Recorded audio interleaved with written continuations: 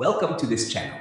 Mau belajar bahasa Indonesia atau bahasa Inggris dengan cara yang seru, santai, dan mudah dipahami? You're in the right place. Belajar kosakata dan ekspresi sehari-hari. Learn daily vocabulary and expressions. Dengarkan contoh situasi nyata. Listen to real-life examples. Subscribe sekarang dan nyalakan notifikasi. Let's learn together and have fun. Imagine stepping off a plane and the air just hits you warmer, carrying that scent of like tropical flowers in the ocean. You look around and wow, there it is. This just breathtaking place, water shimmering with this impossible blue stretching out forever. Yeah. The air's kind of humming, not just with excitement, but maybe with a language you don't quite get yet. Right. What if you had like the basic tools to really connect? Not just be a tourist looking at it, but actually engage with it. That's the dream, isn't it, to go deeper? Well, welcome to the deep dive. This is where we take sources, articles, notes, whatever, and boil them down to the stuff that really matters. Actionable insights, fascinating facts. Getting you genuinely informed. Exactly. Our mission today, to make you feel like you've got the inside scoop, hopefully with a little humor along the way. Always helps. So today we're diving into a really unique kind of source. It's an article that's part travelogue about this piece of paradise in Indonesia and part, language lesson. Which is actually a really clever way to learn. Totally. So our goal is to pull out the key takeaways for anyone thinking about learning Indonesian, especially if you're dreaming of traveling there. We're talking practical phrases, key words, grammar bits that can, unlock amazing experiences. Yeah, it's a fantastic approach. Learning language in a real context, like travel. It just clicks faster. You're not memorizing abstract rules. You're picking up things you can actually use right away. Absolutely. And speaking of practical stuff, the core of our source today is this really neat little dialogue, just two friends, Lisa and Hannah, getting ready for a dive in this gorgeous Indonesian setting. Simple, but effective. Right. It's short, but seriously packed with useful phrases for anyone who might find themselves in a similar spot. So let's walk through it. Okay. Lisa kicks it off saying, Lihat, airnya sungguh menyegarkan. Semua kelihatan hijau dan biru. Which translates to? Look, the water is really refreshing. It all looks green and blue. Pretty straightforward, right? Yeah. But what grabs you about that opening? Well, it's immediately useful, isn't it? Think about it. Water, refreshing, look, green, blue. I mean, these are basic descriptive words you'd want right away as a traveler. Spot on. Then Hannah replies with something I think we've all felt after a long trip. Melihat pemandangan indah di sini membuat semua perjalanan tidak sia-sia. Ah, yes. Looking at this beautiful scenery makes the whole journey worthwhile. Exactly. What makes that phrase tidak sia-sia kind of special from a learning perspective? That's a great point because tidak sia-sia isn't just worthwhile. It has this nuance, like the effort paid off, the difficulties of the journey are just wiped away by the beauty. Oh, interesting. Yeah, it's super useful for expressing that deep satisfaction. Shows how simple phrases can pack a lot of meaning. It's memorable. Definitely. Then Lisa, clearly eager, says, Menyelam yuk. Kamu sudah membawa peralatan menyelam. Which means, let's dive. Have you brought your diving equipment? Classic pre-adventure check, right? Absolutely. And it shows learners, you don't need super complex sentences. Direct questions, invitations, they work perfectly, especially when you're traveling. For sure. Hannah's response, Ya, dan juga kamera tahan air. Yes, and also a waterproof camera. Can't forget that. Never. And notice camera. It highlights how easily some English words slot into Indonesian, maybe with a slight change of pronunciation. Makes it feel a bit less intimidating for beginners, I think. Good point. Okay, Lisa then says, "Jadi kita telah siap. Aku akan berganti pakaian dan memakai baju selam." Meaning, So we're ready. I'll get changed and put on the diving suit. Getting down to business. and that kita telah siap, we are ready. That's a really foundational phrase. It signals readiness, efficiency. Yeah. It's useful, but also culturally, it can be quite a polite way to communicate preparedness in Indonesia. Sort of a power phrase for travelers. Didn't think of it that way. Nice. And finally, Hannah wraps it up. Baiklah, aku akan menyiapkan kamera. Okay, I'll set up the camera. Simple, clear, done. So this little exchange, it just gives you so much, doesn't it? It really does. Setting it in a travel context like this, you get practical vocabulary, a feel for a natural conversation flow. It shows how you can pick up usable bits, even from short dialogues. It's like a mini survival kit for those first interactions. Okay, that simple dialogue was like a treasure trove. Yeah. Let's dig into some of those key words Lisa and Hannah used. These are the building blocks, right? Absolutely. The foundation. First, air. Noun means water. Can't get more basic. Essential. Then cigar. Adjective, refreshing. You hear that with drinks, the air. Yeah, like Lisa said about the water. Right.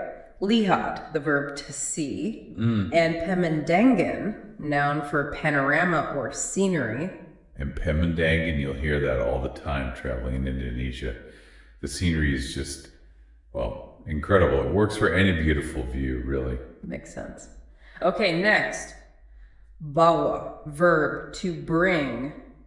Then peralatan, or sometimes just alat, meaning equipment. Super useful. Diving gear, cooking stuff, whatever. Alat. And siap, that phrase meaning to be ready. Yeah, we talked about siap. Crucial word. Are you ready? Is the boat ready? It applies everywhere. And knowing that little cultural hint about preparedness makes it even better. Good reminder. Then ganti pakaian, verb phrase, to change clothes, what Lisa said you'd do. And finally, camera. Now, camera. Pretty straightforward. These really give you a solid start. Definitely. The versatility is key. Asking for air, confirming your siap for something. These words pop up constantly in travel situations. Knowing them helps you piece together basic requests, understand what's going on, builds confidence, one word at a time. Okay, so we've got the words, but how do we actually string them together to, do stuff on vacation? This next bit on grammar patterns is where we get the real power up. Yeah, moving beyond single words. Let's start with lihat, to see. We said it's the root. But the source mentions that the verb form melihat has cousins with slightly different shades of meaning. Like memandang for to view, menatap for to gaze, menonton for to watch. How do these subtle differences help a learner sound more, natural? Oh, this is a great point. Choosing the right verb makes a huge difference. Like melihat is general seeing, but menatap, that's a focused, intense gaze. You wouldn't menatap the TV casually. The source gives that example. Anak melihat pertandingan sepak bola di televisi. Dad is watching a football match on television. Melihat works fine there. Menonton would probably work too. But menatap would sound weird for watching footy. It's about matching the word to the intensity of the action. Gotcha. It's those little nuances that make you sound less like a textbook. Okay, next. Pemandangan. Scenery. We know the word, but it often gets paired with descriptors, right? Like pemandangan alam for natural scenery, or Pemandangan Indah for beautiful scenery. Exactly. And it's tied so closely to travel in Indonesia because, well, the landscapes are incredible. Any chat about beaches, mountains, it'll likely involve pemandangan. You'll use it constantly, like in the sources example. Banyak pantai di Indonesia yang memiliki pemandangan indah. Which means? There are many beaches in Indonesia that have beautiful scenery. Simple, direct. Perfect. And lastly, bawa, to bring or carry. Like lihat, the verb form membawa has related words. The source mentions mengangkut, to transport, and mengambil, to take. What's the key difference for a learner there? Well, distinguishing bring versus take can be tricky in any language. Indonesian handles it quite neatly. Mengangkut usually implies moving something bigger or lots of things like cargo. Mengambil is more like picking something up or getting it. Okay. Whereas membawa is that straightforward bring or carry. The example was, ayah selalu pulang membawakan makanan. Father always brings home some foods. Makes sense. Yeah, shows that common usage. And speaking of practical examples, the source throws in a few other useful sentences, like boleh minta air, Can I have some water, please? Essential. or Dani membawa bekal makanan ke sekolah setiap hari. Donnie brings a lunchbox to school every day.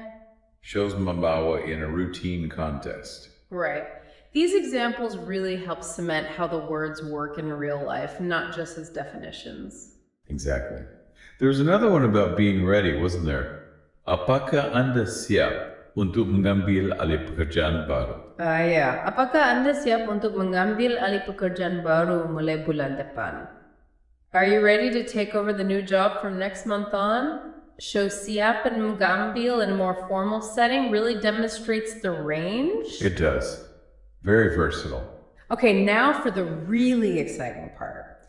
How do we use all this to actually express what we want to do on vacation? What are the key grammar structures that unlock that for a traveler? This is where it gets really practical. First off, expressing desire, wanting to do something. It's beautifully simple in Indonesian.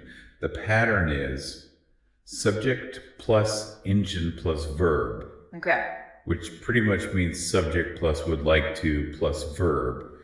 It's super versatile and lets you state your plans or preferences right away. Awesome. So you could say, saya ingin berenang, I would like to swim. Exactly. Or, dia ingin berjemur, she would like to sunbathe. Perfect. And you can just swap in other verbs like, saya ingin berselengkar, I would like to surf. Or, back to our dialogue, dia ingin menyelam, she would like to dive.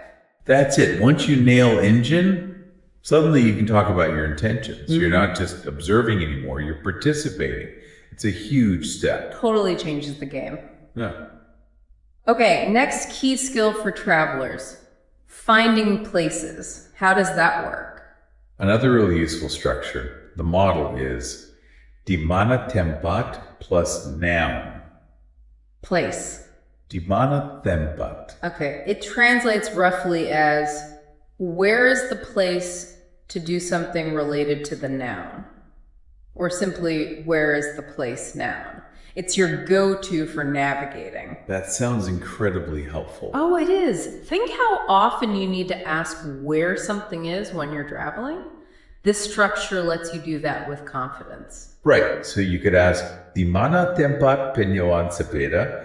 Where is the place to rent the bicycle? Yep. Or di mana tempat pembelian tiket masuk? Yeah. Where is the place to buy the tickets? Spot on. And the source gives more examples too, like di mana tempat penyewaan perahu motor. Where is the place to rent the motorboat? Getting specific. Exactly. The simplicity here is great for beginners. Mastering these patterns really boosts your confidence and makes the travel experience smoother. Imagine asking di mana tempat penginapan turis? Where is the guest house for tourists? Yeah, direct, effective. Or tying back to Lisa and Hannah, Di mana tempat penyewaan alat selam? Where is the place for renting diving equipment? Perfect for their situation. And the source also lists other handy phrases like permission questions. Boleh saya berenang di sini? Can I swim here? Good one to know. Or boleh saya membawa papan selangkar sendiri? Can I bring my own surfboard? Very practical for activity planning. And then the crucial money questions. Berapa harga siap papan selangkar? How much does it cost to rent a surfboard? Always need to know the cost. Or berapa harga sewa penginapan? How much is the rate of this guest house? These are the phrases that really empower you, make you feel more independent and informed while you're traveling. Gives you control. Definitely. So, okay, we've talked language, grammar, phrases, but what about the paradise part? How does this connect back to that incredible destination mentioned in the source? Right, bringing it full circle. The article points us squarely at Raja Ampat. And what's amazing is that Raja Ampat, which means 4 kings, isn't just beautiful, it's like a global ecological treasure. 4 kings, I love that name. Where exactly is it again? It's huge. Covers over 9.8 million acres of land and sea. It's made up of 4 main islands, Misul, Salawati, Batanta, and Wajo, plus, get this, over 1,000 smaller islands. Wow, 1,000 islands. Yeah. The closest main city is Sorong, over in West Papua province. And ecologically, what makes it a global treasure? Well, scientists say it has the richest biodiversity of marine life recorded anywhere on Earth. Seriously, the richest. That's what the data shows. We're talking unbelievable numbers of reef fish species, hard corals, things like mantis shrimp, marine mammals, even endangered sea turtles. It's just teeming with life, an incredibly vibrant ecosystem. That is incredible. So for someone visiting, what's the experience like? What can you actually do there besides practice your Indonesian? Well, the options are pretty amazing, and they tie right back to our language lesson, actually. You can explore the sea, obviously diving, snorkeling, just like Lisa and Hannah wanted to do with their Peralatan Menyelam. Right. But you can also just soak in the scenery, the Pemandang Indinda, from the boat or the islands. Crystal clear air, white sandy beaches, feeling the sea breeze. It's about immersing yourself in that incredible nature. It really does sound like paradise, and it drives home why knowing even a few phrases matters, right? It turns it from just a pretty picture into a place you can actually interact with, ask questions, connect. Exactly. Raja Ampat is genuinely astonishing, truly a paradise in Indonesia. And knowing even a little bit of the language lets you move beyond just looking at paradise to actually engaging with it. It makes the trip richer, more immersive, opens doors to maybe talking with locals, understanding things on a deeper level. And that really wraps up our deep dive for today. We started with this picture of paradise. Then we jumped into an article that cleverly linked that place to learning practical Indonesian.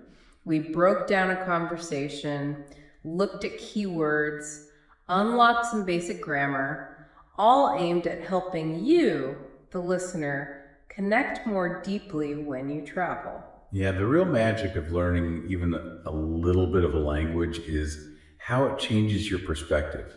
You stop being just an observer and become more of an active participant. It makes that piece of paradise, wherever it might be, feel less like just a sight and more like a real personal experience. So for you listening, here's something to think about for your next trip, whether it's to Indonesia or anywhere else. How could learning just a handful of phrases like the ones we talked about today change your experience? Right. How might it open up a deeper connection? What little cultural insights might you discover just by trying to speak the local language, even imperfectly? We really encourage you to give it a shot. You might be amazed at what happens. Thank you for watching this video. Hopefully useful. Don't forget to like and subscribe.